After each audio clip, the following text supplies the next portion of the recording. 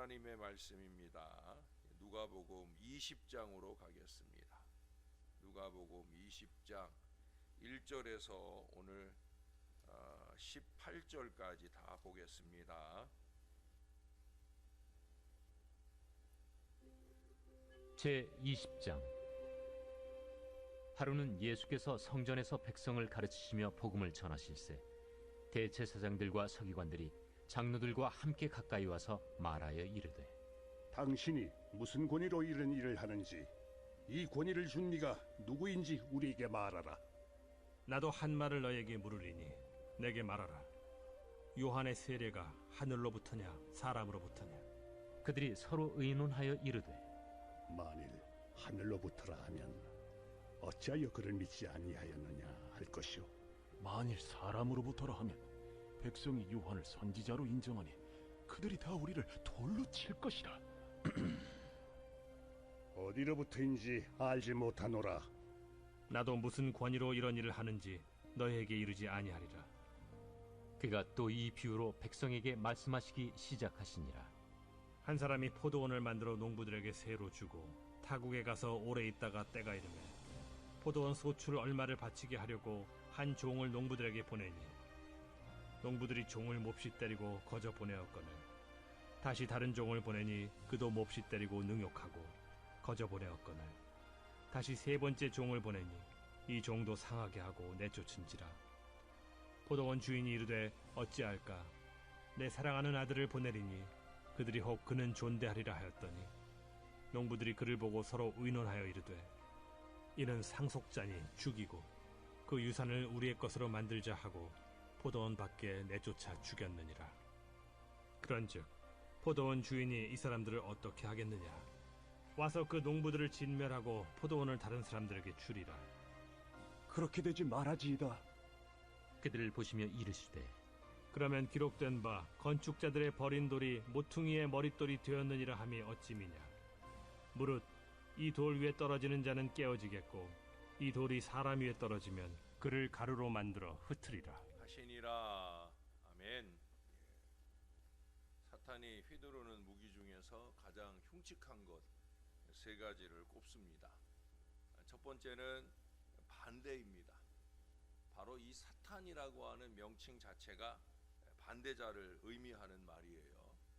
그는 타락한 날 이후로 하나님의 일에 끊임없이 반대해 왔어요. 그는 또 기독교인에 대한 주요 반대자이기도 합니다. 아니, 주요 반대자들 속에서 역사하는 존재입니다. 오늘 본문에서도 보듯 예수 당시의 지도자들 역시 끊임없이 예수님께 반대하면서 그 권위에 도전하고 나서는 걸 보게 됩니다. 교회 안에 있는 사단의 앞잡이들도 모두 끊임없이 다 반대하며 방해합니다. 반대를 위한 반대를 일삼는 것은 사탄적이다라고 말할 수밖에 없는 것입니다. 두 번째로 모방입니다. 종종 사단은 소란스럽고 노골적인 반대보다는 이러한 모방을 통해서 보다 성공적으로 자신의 일을 해나가곤 합니다. 사단은 항상 하나님을 모방해 왔어요. 그를 처음 있던 곳에서 타락하게 만든 것이 바로 하나님처럼 되고자 하는 욕망이었죠. 하나님의 영광을 가로채고자 하는 그 어리석음으로부터 그들은 사탄이 됐음에도 불구하고 그들은 뉘우침이 없이 끊임없이 하나님처럼 되려고 해요. 하와에게 선악과를 들이댈 때도 하나님처럼 될 수 있다고 속삭였고요. 지금도 많은 사람들의 마음속에서 하나님처럼 행세하도록 그렇게 역사하고 있습니다. 하나님께서 행하시는 것이 무엇이든지 간에 사탄도 그와 똑같은 것을 모방해낼 수 있습니다. 모세가 이적을 행하여 바로 앞에서 하나님의 권능을 드러낼 때 사탄은 바로의 마술사에게 그런 이적들을 흉내낼 수 있게 해주었어요.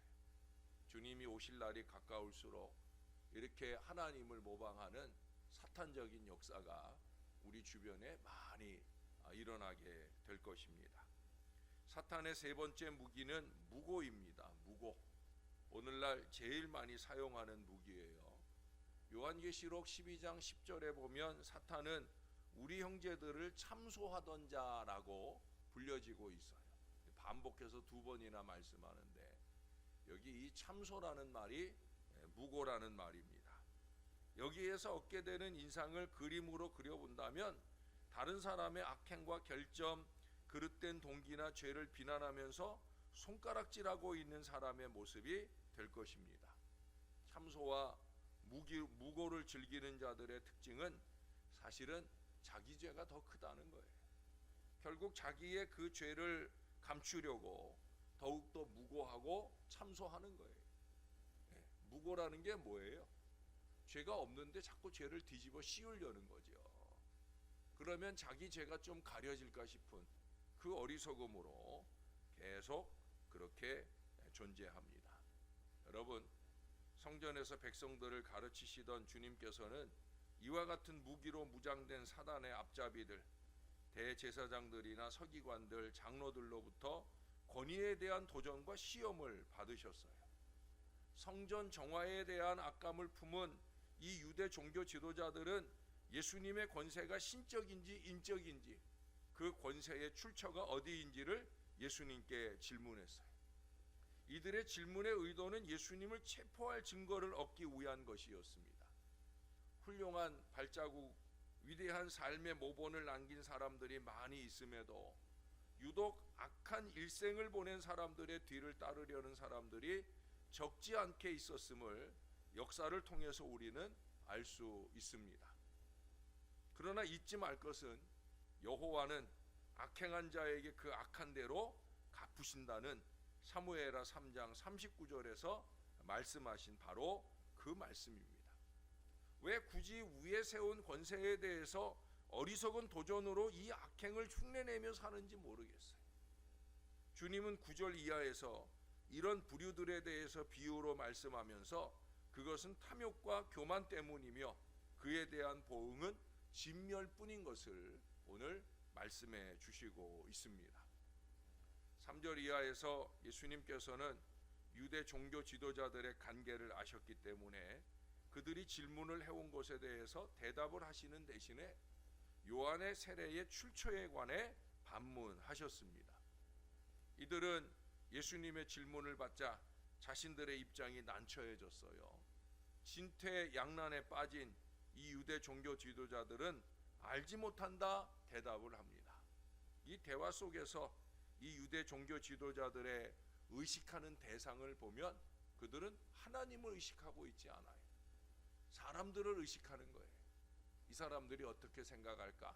이 사람들이 우리를 돌로 쳐 죽이지는 않을까? 이게 그들의 관심이에요. 사랑하는 여러분, 저와 여러분의 신앙적 관심은 항상 하나님을 의식하는 것이어야 합니다. 남들이 보지 않는 곳에서 하나님이 나를 보고 계신다. 하나님은 어떻게 나를 생각하실까? 항상 이것을 잊지 말아야 돼요. 그렇지 않으면 마귀적이 되는 거예요. 그렇지 않으면 여기 이 어리석은 종교 지도자처럼 되는 거예요. 여러분, 예수님께서는 그들에게 나도 무슨 권세로 이런 일을 하는지 너희에게 이르지 않겠다 말씀하셔요.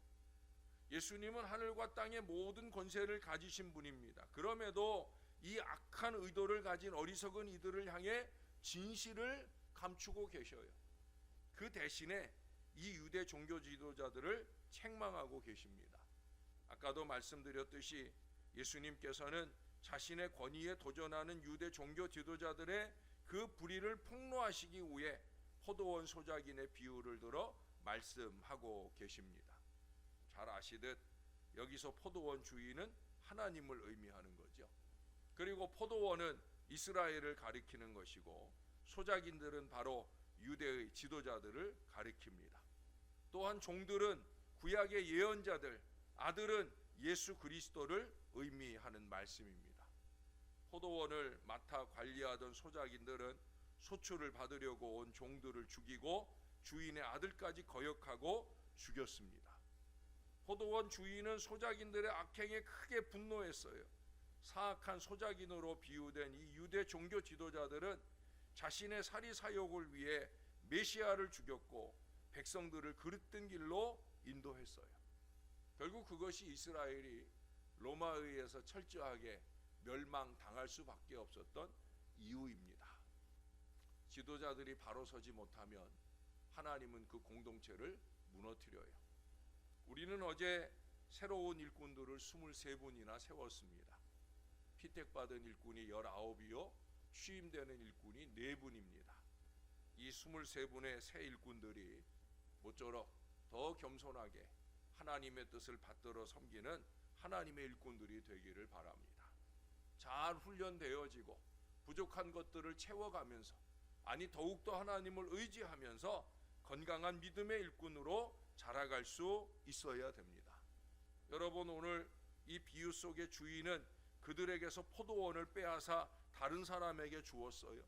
이는 유대인 대신에 이방인들이 복음을 계승할 것을 비유하신 말씀이고요, 우리는 그 복음을 계승한 사람들이 이제 우리가 바로 살아야 되지 않겠습니까? 일시적인 사심이나 악한 마음이 영원한 복을 차버리게 하는 이 어리석은 이들을 비유로 들으며 우리는 정신을 차려야 될 것입니다. 마땅히 주어진 자신들의 자리를 지키지 아니하고 월권하려는 어리석음이 스스로를 파멸로 몰아가고 있음을 알아야 될 것입니다. 자기 자리를 잘 지켜야 됩니다. 사명의 자리를 잘 지켜야 합니다. 제가 새롭게 피택된 분들에게 간곡하게 부탁한 첫 번째 당부는 예배 자리를 지키라는 거예요. 예배 자리가 훈련되지 않은 중직자들은 사실은 의미가 없는 거예요. 그냥 이름뿐인 거죠. 예배드리기 싫은 사람이 어떻게 교회의 중직이 되겠습니까? 예배를 잘해야 됩니다. 여러분들이 잘 관찰하십시오. 우리가 하나님의 뜻대로 제대로 잘 세운 게 맞는지, 정말 우리가 우리의 손으로 도장 찍고 세운 일꾼들이 정말 예배를 사모하고 은혜를 사모하고 은혜 가운데 강하여진 하나님의 일꾼들이 맞는지, 예배할 줄도 모르고 세움을 받고 앞으로도 더 예배할 줄 모르는 사람이 그저 이름뿐인 일꾼으로 그렇게 서 있어서는 절대 안 될 거예요.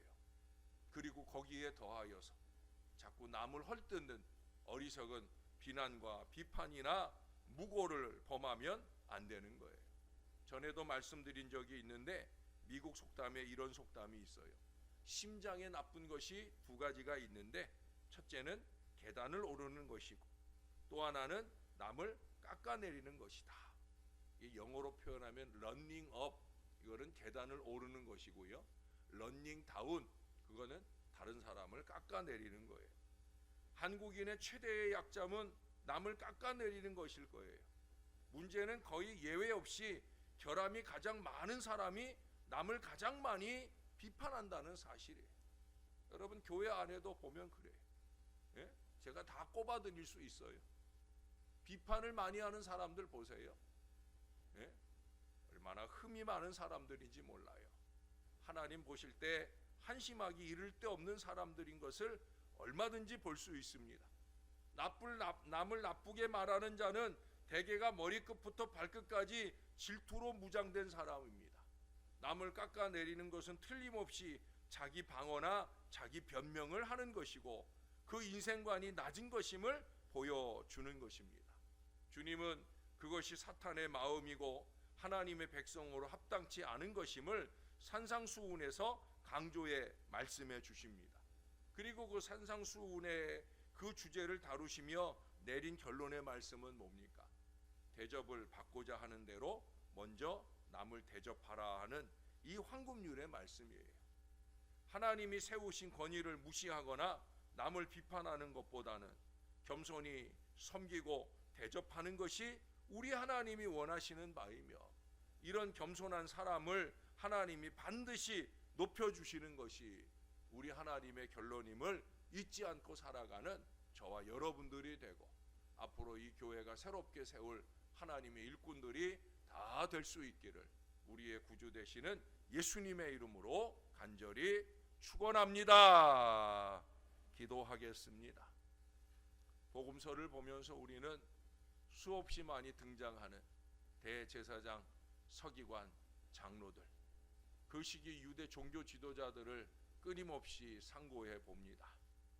단 한 번이라도 단 한 번이라도 예수 앞에 진실하지 못하고 단 한 번이라도 예수 앞에 무릎 꿇지 못한 그 어리석은 인생들을 봅니다.